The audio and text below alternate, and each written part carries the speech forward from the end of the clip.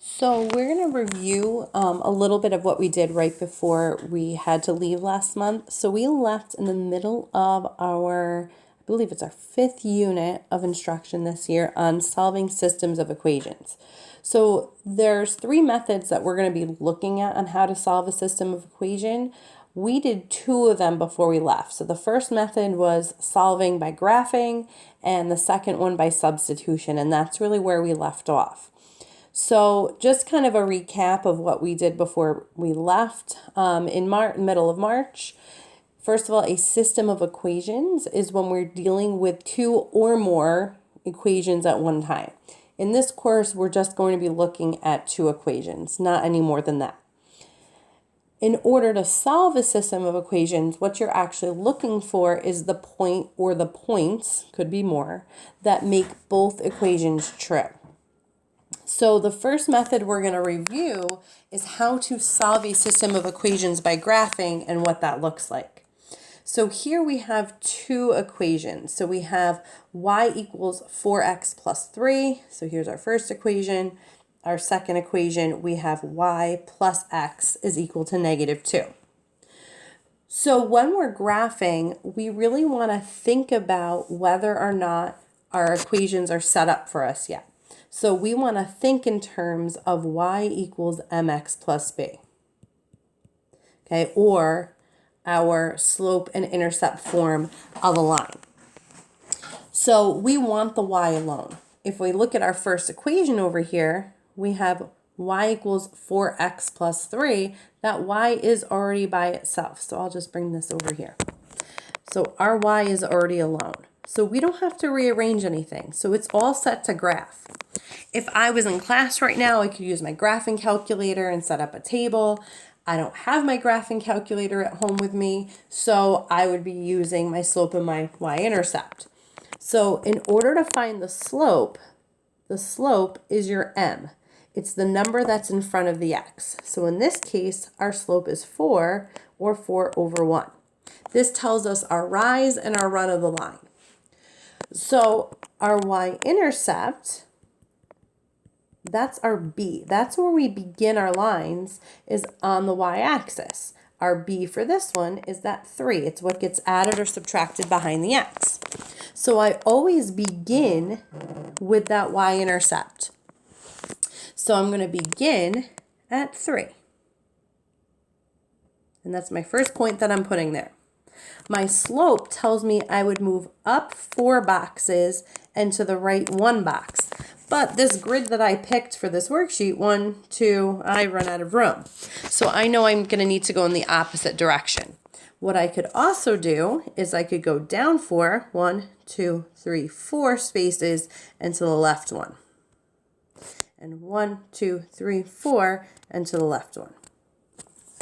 So I have 3 points on here. So I can make my line. I'm going to try to do this as neatly as possible.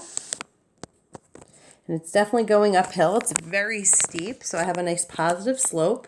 I have arrows on the ends, and I'm going to label it with my equation, although I think it's pretty clear that the blue equation is going to be that first line. Now my second equation, which I'll do in purple, I have y plus x is equal to -2. That is not in y equals mx plus b form yet, so I need to rearrange it. So in order to get my y alone and on its own side of the equal sign, I've got to move this plus x. So I need to do the inverse, or the opposite. The opposite of adding is subtracting. So I'm going to subtract x from both sides of my equal sign. So I can bring my y down. So y is alone, bringing down that equal. And what I have left here is I have 2 unlike terms, so I can't combine them. This is up to you how you write it. Some of you like to just bring it down, -2 minus x, or you could also write this as y equals -x minus 2. These 2 mean exactly the same thing. It's all your personal preference. So in order to graph, I need my 2 parts though. I need my slope, or my m, and I need my y-intercept, or my b, and I need to find those. So no matter which version you're looking at, the slope is always a number attached to the x. So it's just a negative x or a minus x. So really there's a negative 1 there that we don't see. So our slope is negative 1 over 1. Our y-intercept is what gets added or subtracted to the part with the x. So in this case, it's negative 2. We always begin on our y-intercept, so that's where I'll start my line. So I go to negative 2 on my y-axis, and now I'm using my slope of going down 1 box, right 1 box, down 1, right 1. I get this negative slope, but I'm moving further away from my other line. So I need to reverse this. I'm going to go up and to the left, up and to the left. And I can see pretty clearly here that these two lines cross each other. That point that they cross at is the point they share. It's what they have in common. It's the point that works in both equations. So that's going to be my solution. So I just arrowed and labeled. And then the last thing I want to do is just make sure I say what my solution is. And it's this point right here where they both cross. So my solution is, if I start at 0, 0, I just give the directions on how I get there. I would have to go to the left 1 and down 1. So the solution is negative 1, negative 1. Okay, so that was how to graph a system of equations to find the solution. And the other thing we're going to look at is how to use the substitution method. So notice that there's no grid here to graph. So we're not going to be putting these two lines in a graph, but yet we're going to use algebra. So how to solve an equation to find them. So the first thing we want to look for is to see, is there a variable by itself in either of these equations? So I look at my top equation. I've got 2x minus 3y is equal to negative 1. X is not alone. Y is not alone. There's a lot going on that side. On my second equation, I have y is equal to x minus 1. This is telling me what my y is equal to. I know that y has to equal x minus 1. So I can use that fact and replace my y in the other problem with x minus 1. So what happens is the rest of the problem is going to stay the same. So my 2x would stay the same. My minus 3 would stay the same, except for now, I'm going to replace the y with that whole quantity. X minus 1 is equal to negative 1. So looking at the equation that I just rewrote is all I have is a single letter. I have x's. There's no more y's. So now this becomes something that I'm pretty familiar with and can solve. So I need to solve for my x. So first thing I want to do is get rid of these parentheses. Ooh. So I'm going to distribute. So negative 3 times x and negative 3 times negative 1. So I'm going to bring down my 2x. Negative 3 times x gives me negative 3x. Negative 3 times negative 1 is positive 3 equals negative 1. So then I'm going to keep going. I have like terms, 2x minus 3x. 2 minus 3 is negative 1x. Plus 3 is equal to negative 1. So now I've got to get my x alone. So I'm going to subtract my 3 to the other side of my equal sign. Bring down my negative 1x. Negative 1 minus 3 leaves me with negative 4. To get x by itself, I'm going to divide both sides by negative 1. X is all alone.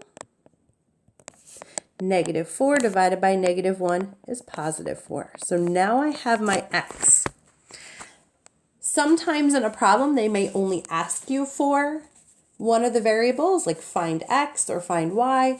If it just tells you to solve, you need to find both. So this one doesn't say what we have to do, so we're going to assume that we need to find both variables. So if we have the x, we're going to go back to our equations and use one of them to find our y. So I like to find the one that's going to make my life easier. And here it looks like this one's a lot easier, the bottom one, because all I have to do is substitute in once and just do a quick subtraction. The y is by itself, so go a little bit faster. So if I use that bottom equation, I've got y equals, well, x minus 1. I know that x is 4, so I'm going to replace it. 4 minus 1. Well, 4 minus 1 is 3. So now I have x is equal to 4, y is equal to 3. I know what my x coordinate is. I know what my y coordinate is. And I can write them as a point if they want me to. So my solution would be the point 4, comma 3. Okay, so when we're writing coordinate points, just remember your x always comes before your y. If you wanted to double check this, or if you wanted to see if something is a solution, this is something that we've done a lot of. So if anytime you want to check something, okay, it doesn't specifically ask, but it's a good thing just to recall. We're going to use substitution. So if you substitute, you can always see if something is a solution or not. So we're going to substitute the point 4, 3.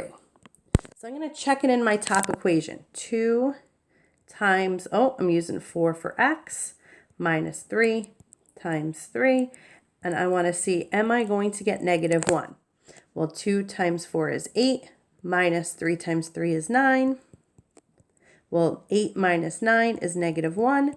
So it works in my first equation because negative 1 is equal to negative 1. That's a true statement. In order for something to be a solution, though, remember it has to check in both. So I'm going to check in my bottom equation as well.